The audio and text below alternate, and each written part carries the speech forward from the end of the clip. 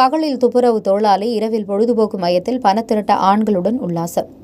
Penang George டவுனில் உள்ள பொழுதுபோக்கு மையத்தில் ஆண்களுடன் மகிழ்ச்சியாக இருந்து 15 வெளிநாட்டு இளம்பெண்களை மலேசிய குடிநுழைவுத்துறை அதிகாரிகள் கைது செய்துள்ளனர். பினாங்கு மாநில குடிநுழைவுத்துறைக்கு தகவலின் பேரில் இரவு 11:15 மணியளவில் பொழுதுபோக்கு மையத்தில் சோதனை நடத்தப்பட்டது என குடிநுழைவு மூத்த துணை இயக்குநர் இஜாம் இட்ரீஸ் தெரிவித்தார். கைது செய்யப்பட்ட இவர்கள் அனைவரும் காலையில் அலுவலகம் சுத்தம் செய்வது, உணவக உதவியாளர் வேலை, துப்புரவு பணியாளர்களுக்காகவும் இரவில் ஆண்களுக்கு மகிழ்ச்சி கொடுக்கும் தொழில் நடத்தி வந்தனர். விசாரணையின்படி தடுத்து வைக்கப்பட்டுள்ளவர்கள் சராசரியாக சமூக விசிட் பாஸ்கள் மற்றும் தற்காலிக பணிக்கான வருகையாளர் பாஸ்களை பயன்படுத்தி நாட்டிற்குள் நுழைந்தனர்.